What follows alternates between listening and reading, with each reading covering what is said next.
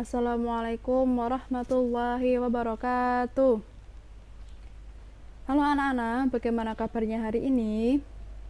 Ibu harap kabar anak-anak semua selalu baik, sehat, dan juga selalu dalam lindungan Allah Subhanahu wa Ta'ala. Baik, sebelum kita mulai pembelajaran pada hari ini, mari kita berdoa bersama-sama terlebih dahulu. Berdoa, mulai. Bismillahirrahmanirrahim. Raditu billahi rabbah wa bil islami dina wa bi muhammadin nabiyya wa rasulah. Rabbi zidni ilma warzuqni fahma, amin. Baik, sebelum Ibu masuk ke materi, Ibu akan menyampaikan beberapa tujuan pembelajaran. Nah, yang pertama, anak-anak dapat mengidentifikasi dalil-dalil Al-Quran dan juga hadis yang berkaitan dengan ijarah upah. Selanjutnya, anak-anak mampu memahami syarat dan juga rukun upah yang sesuai berdasarkan kajian fikih. Selanjutnya, anak-anak dapat memberikan contoh penerapan konsep upah dalam kehidupan sehari-hari. Kemudian, anak-anak mampu menganalisis antara upah yang sesuai dalam syariat Islam maupun yang tidak sesuai dalam syariat Islam. Yang terakhir, anak-anak dapat berdiskusi mengenai pentingnya keadilan dalam menentukan upah yang sesuai dalam ajaran Islam. Oke. Kalau di pertemuan kemarin, kan kita juga udah membahas ya tentang pengertian upah. Nah, kalau sekarang ini kita akan melanjutkan materinya. Sebelum melanjutkan, Ibu mau tanya, kira-kira anak-anak semua itu masih ingat nggak mengenai pengertian upah? Udah pasti ada yang ingat, ada yang lupa, ataupun ada yang tidak menyimak ya. Nah, maka dari itu Ibu akan ingatkan sedikit ya tentang pengertian upah. Nah, apa sih upah itu? Nah, upah itu merupakan jenis akad dalam fikih Islam yang berkaitan dengan pemberian imbalan atas jasa atau pekerjaan tertentu yang dilakukan oleh seseorang. Nah, dalam hal ini istilah upah ini digunakan untuk menyepakati pemberian manfaat berupa tenaga atau jasa dengan kompensasi berupa upah yang telah disepakati secara bersama. Nah, sampai di sini anak-anak sudah ingat kembali ya. Kalau semisal masih lupa atau belum paham, bisa dibuka kembali bukunya atau bisa dilihat kembali video yang kemarin Ibu share. Oke. Selanjutnya kita lanjut aja ke dasar-dasar hukum upah ya. Nah, pemberian upah itu hukumnya apa sih? Nah, pemberian upah itu hukumnya itu mubah. Tetapi apabila hal itu menyangkut hak seseorang sebagai mata pencaharian, maka hukumnya wajib. Nah, sebagaimana firman Allah Subhanahu wa Ta'ala. A'udzu billahi minasyaitonir rajim. Bismillahirrahmanirrahim. Wa in aradtum an tastardi'u auladakum fala junaha 'alaikum idza salamtum ma ataitum bil ma'ruf. Wattaqullaha wa'lamu annallaha bima ta'maluna basir. Yang artinya, apabila kamu ingin menyusukan anakmu kepada orang lain, tidak ada dosa bagimu jika kamu memberikan pembayaran dengan cara yang patut. Bertakwalah kepada Allah dan ketahuilah bahwa sesungguhnya Allah Maha melihat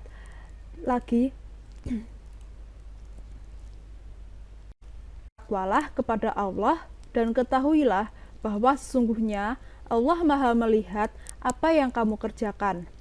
Surat Al-Baqarah ayat 233.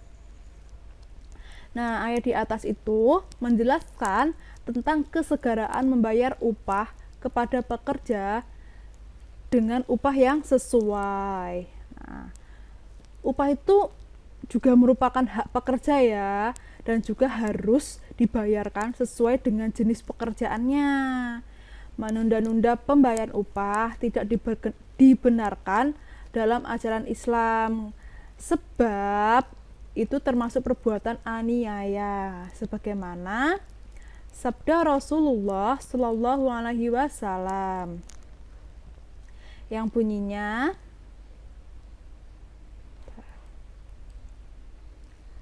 salasatun ana khosmuhum yaumal qiyamati rajulun aqtabi thumma qadara wa rajulun ba'a qurran fa'akala thamanuhu wa rajulun istajara ajirun fastaufa minhu walam ya'tihi ajrohu, yang artinya 3 orang atau 3 golongan yang aku musuhi nanti pada hari kiamat, yaitu 1.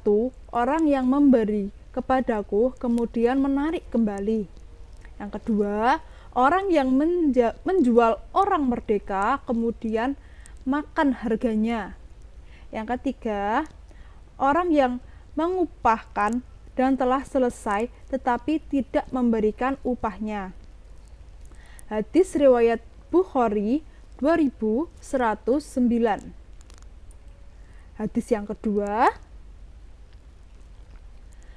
Abdullah bin Umar qala Rasulullah sallallahu alaihi wasallam atu ajira ajrahu qabla an yajifan araqahu, yang artinya dari Abdullah bin Umar radhiyallahu anhu berkata, Rasulullah Shallallahu Alaihi Wasallam bersabda, berikanlah upah kepada pekerja sebelum keringatnya kering. Hadis riwayat Ibnu Majah 2434.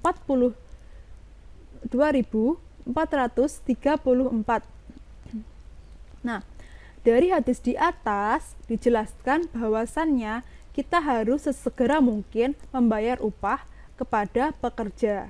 Jangan sampai kita menunda-nunda membayarnya. Nah, ya, selanjutnya rukun dan syarat ijarah. Yang pertama adalah pemberi upah dan juga pekerja.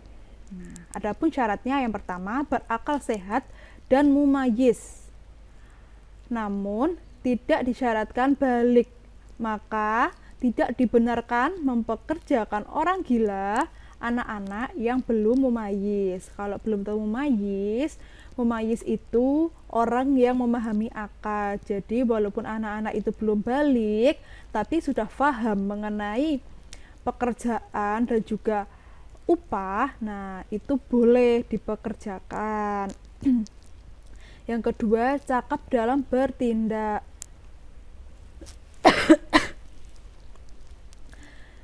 Ini tuh merujuk ya pada kemampuan seseorang untuk memahami konsekuensi hukum dari tindakannya sehingga akad yang dilakukan sah secara hukum. Nah, yang terakhir, ada kerelaan dari keduanya untuk melakukan akad upah apabila salah seorang di antaranya terpaksa melakukan akad itu, maka akadnya tidak sah. Nah, apabila nih salah satu dari orang tidak rela nih atau tidak sepakat tentang pembayaran yang dia terima, nah nanti akadnya tidak sah. Jadi orang tidak diperbolehkan untuk bekerja dengan orang tersebut. Oke. Yang kedua nih rukunnya ada pekerjaan. Tentunya kalau ada upah, ada pekerja, ada orang yang bekerja, harus ada pekerjaan ya. Nah, pekerjaan yang dijadikan objek kerja itu juga harus manfaat yang jelas, seperti mengerjakan proyek, membajak sawah dan sebagainya. Kalau pekerjaan yang tidak jelas, tidak halal, itu tidak boleh. Yang ketiga, upah atau imbalan, yaitu uang dan sebagainya yang dibayarkan sebagai balas jasa atau pengganti tenaga yang sudah dikeluarkan untuk mengerjakan sesuatu. Nah, pembayaran upah ini bisa berupa uang ataupun boleh berupa benda yang disyaratkan atau diketahui jumlahnya oleh kedua belah pihak, dan juga tentunya sesuai dengan perjanjian. Misalnya nih, si Abdul meminta kepada Fulan untuk bekerja di rumahnya dengan imbalan emas 5 gram selama 1 bulan. Nah, atau bisa dengan dibayarkan dengan uang dengan nominal sehari 30.000 misalnya. Nah, itu boleh karena imbalan yang diberikan itu jelas dan juga bermanfaat. Oke, yang terakhir ada sighat atau ijab kabul.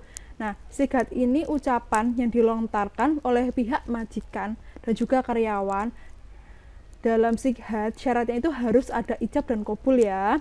Nah, ijab itu merupakan pernyataan dari pihak pertama atau mukjir untuk membayar pekerja, sedangkan kabul merupakan persetujuan dari pihak kedua untuk menerima pekerjaan yang ditawarkan. Nah, semisal si Fulan ini ditawarkan oleh Abdullah untuk bekerja di rumahnya dengan imbalan 20.000 dalam setengah hari. Nah, kemudian si Fulan menjawab, ya saya bersedia, maka ijab dan kabul itu dinyatakan sah karena keduanya sama-sama tidak keberatan atau sama-sama setuju. Oke. Nah, mungkin cukup sekian dulu materi yang Ibu sampaikan pada hari ini. Di pertemuan berikutnya nanti kita akan membahas tentang tata cara pembayaran upah dan juga hikmah disyariatkannya upah. Untuk penugasannya Ibu akan berikan saat kita telah selesai membahas tentang bab 5 ini. Nah, sebelum Ibu tutup, Ibu akan menyampaikan sedikit wejangan untuk anak-anak. Yang pertama, Ibu harap anak-anak selalu semangat, terus jangan pernah menyerah. Mungkin hari ini anak-anak nggak bisa, tapi belum tentu di hari berikutnya. Asalkan anak-anak terus berusaha, pantang menyerah, selalu belajar, tawakal sama Allah, husnudzon sama Allah, insya Allah di kemudian hari anak-anak akan menjadi orang yang sukses dan juga hebat. Baik, sebelum kita akhiri pembelajaran, mari kita ucapkan hamdalah terlebih dahulu. Alhamdulillahirabbil alamin. Ibu akhiri, wabillahi taufiq wal hidayah. Wassalamualaikum warahmatullahi wabarakatuh.